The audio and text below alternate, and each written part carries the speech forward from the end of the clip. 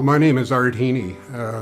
In the next few minutes, I'm going to share with you some of my experiences growing up on the experimental farm in Smithfield.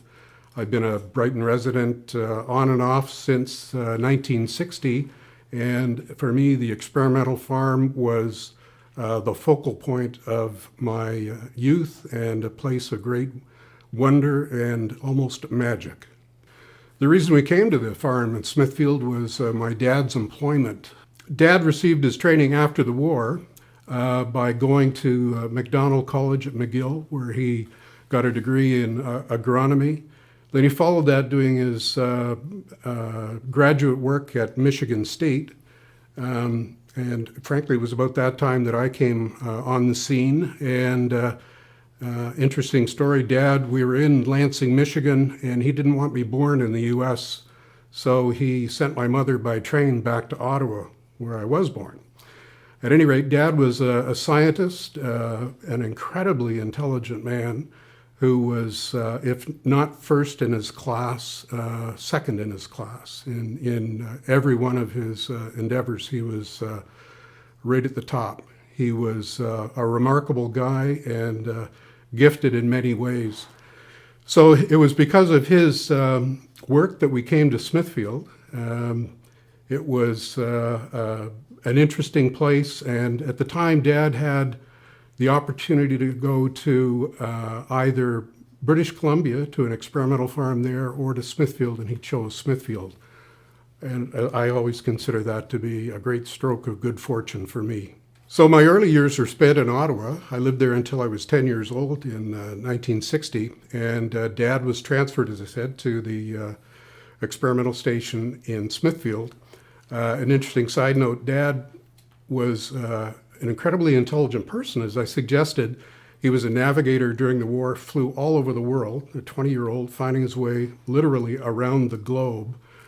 And so you'd think he was pretty technically competent. One thing he didn't have was a driver's license. He had never felt the need to get a driver's license. So as I said, unbeknownst to my mother and us, he arrived home in Ottawa with a green Mercury, and into it we jumped, and off we went to Smithfield, it being obviously the longest trip that Dad had taken up until that point in time.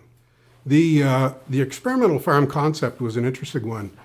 The farms were located in agricultural areas and were there to support the local agricultural industry, particularly farmers.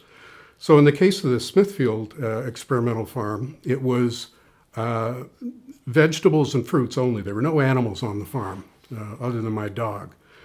And the role of the farm was to look for opportunities to help the local farmers and the local canning industry produce better products and bring them to market. One of the large focuses at this farm was the production of apples, and the Brighton area is renowned for its apples, and the apple industry has been woven into the fabric of this town for as far back as you can go, just about.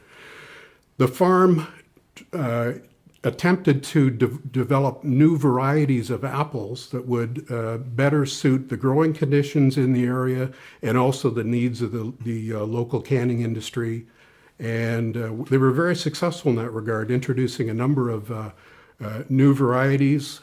In addition to that, the farm also produced strawberries, corn, tomatoes, and other things, again, to help farmers in their pursuit of better yields and better flavored apple products. And so we arrived at the farm in the summer of 1960, and the first people we met, literally, when we drove into the driveway of our new house was Ernest and Lillian Wilson, along with their son George. They pulled in the driveway right behind us.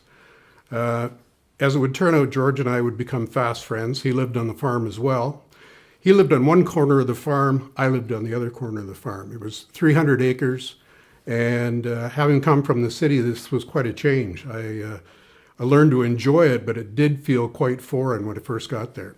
Well, Mrs. Wilson was never one to let things go, so she had to see that I was well looked after, and the first thing she did was get me into her car, and off they took me to Willow Point to their cottage for the first week I was there. Being on the farm was essentially like having an extended family. There were several families that lived on the farm, the Millers, Sherwood and Trudy Miller, the Moores, Willard and Mary, Cecil and Carm Potter and their son Bill, and Ernest and Lillian.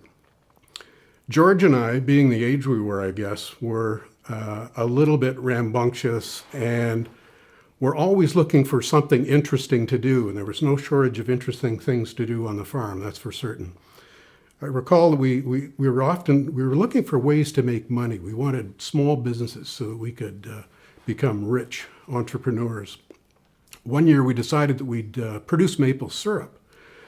And so we were provided with spigots and buckets and all those things that every day we'd traipse around with a sled and collect the sap. One day, George's parents were away, and we decided it was high time to actually make some maple syrup. So we went into his mom's kitchen, put a big pan up on the stove, 4-burner stove. I turned on all 4 burners and set to boiling the sap down.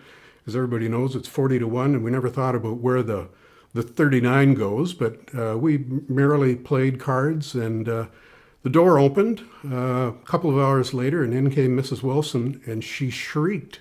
I can still hear her voice, and we thought, what on earth? And she was pointing at the ceiling, and their ceiling was an enameled white, and from it were dangling these stalactites of maple syrup. As we boiled it off, it had condensed on the ceiling and it had dripped down. It was actually kind of pretty, but Mrs. Wilson didn't think so at the time. So I hightailed it out the door and headed home. And George, as I understood, was put to cleaning things up, and eventually they had to repaint the ceiling, which was kind of dramatic. So there's an endless array of stories like that, and George and I got into all sorts of shenanigans, but being on the farm was a wonderful place. It was, there were several buildings. There was a processing laboratory where at the end of a school day, we'd show up and rush in there to see what they were doing. The point of the processing laboratory was to take fruits and vegetables and do what processors do with them and determine which were the best for producing potato chips and which apples made the best apple pies. And so then we'd go and Marg Sabo and others would be in there producing these things. Well, we'd get to eat them. So we'd have French fries perhaps one day, or potato chips another day, maybe a slice of apple pie, all gratis. There was also a large implement shed where they stored the equipment. There was another building that was used for, there was a laboratory in it, but it was also sort of a maintenance shop. And that's where the guys who worked on the farm, the gentlemen who worked on the farm, and there was an array of them, all wonderful characters. And they'd get together at lunchtime and play cribbage. And I wasn't familiar with cribbage. Turns out my father was quite a shark at cribbage, but I'd watch them play. They'd sit around a table, and as soon as they had their cards, they knew what their score was going to be. It was automatic, and I couldn't follow the play. It was so amazing how quickly they did it. There was also a cold storage area for the apples and a number of other places. There was a woodlot on site too, which was quite interesting to us because there was an old dump, and we found all sorts of nifty things in there for building forts and all the things that 10 and 11-year-old boys do.